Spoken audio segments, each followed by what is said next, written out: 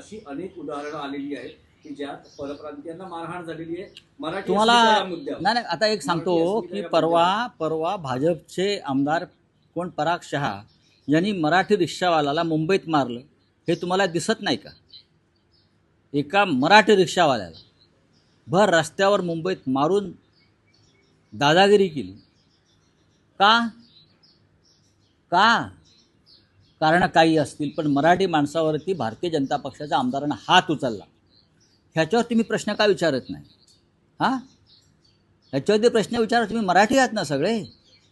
तुमच्या हृदयाला काय टोचत नाही की एका मराठी गरीब रिक्षावाल्यावर चुकला असेल तू म्हणून भर रस्त्यात हा असं मारण्याचा अधिकार भाजपच्या आमदारांना कोणी दिला? ही भाजपचं ही भूमिका आणि धोरण आहे का की गरीब मराठी माणसाला रस्त्यावर मारायचं? ह्याच्यावर बोला. पण तुम्हाला असं वाटत नाही का की मराठी भाषिक, तुमचा जो दावा आहे की ठाकरे बंधू एकत्र आल्यानं मराठी भाषिक तुम्हाला भरभरून मतदान नक्की देतील, करतील, पण परप्रांतीय विशेषतः तेही आम्हाला, मतदार हे मी तुमच्या परप्रांतीय वगैरे शब्द वापरत नाही, मी मुंबईकर म्हणतो.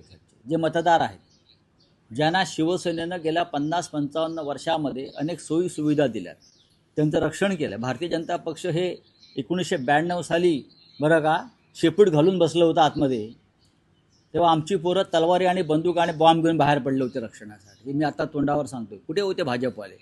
आता मोठे हिंदुत्वाचे रक्षक म्हणून मिरवत आहेत. हां, हे हिंदुत्वाचे भक्षक आहेत सगळे आणि मराठी माणसाचे भक्षक आहेत या महाराष्ट्रामध्ये. आम्हाला सांगू नका. पण काँग्रेस तुमच्या बरोबर नसते. अरे सोड, कोण नवनीत राणा? सोड रे, अरे सोड रे. मग हाल तू म्हणावं. काँग्रेस तुमच्या बरोबर नसल्यानं तुम्हाला महापालिका निवडणुकीत त्याचा फटका बसेल असं वाटत नाही, कारण हे मतांमध्ये फाटाफूट होऊ शकते, विशेषतः समविचारी पक्ष म्हणून. म्हणजे मुस्लिम मतं कदाचित तुमच्यापासून दुरावली जाऊ शकतात, परप्रांतीय मतं तुमच्यापासून दुरावली जाऊ शकतात. तर त्याचा फटका, काँग्रेस नसण्याचा फटका, ह्याची चिंता तुम्ही का करताय? चिंता नाही, अजिबात चिंता करू नका. मुद्दा आहे. हा विषय मराठी माणसाच्या अस्मितेचा, स्वाभिमानाचा आणि न्याय हक्काचा आहे.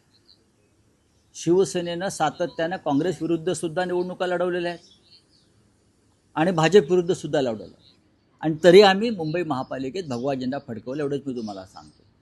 काँग्रेसनं त्यांचा एक मार्ग स्वीकारलेला आहे. आम्ही त्यांना अनेकदा नम्र विनंती केली, त्यांनी स्वीकारलेली नाही. पाहू आता. पुण्यात दोन पवार, शरद पवार, अजित पवार एकत्र येतात.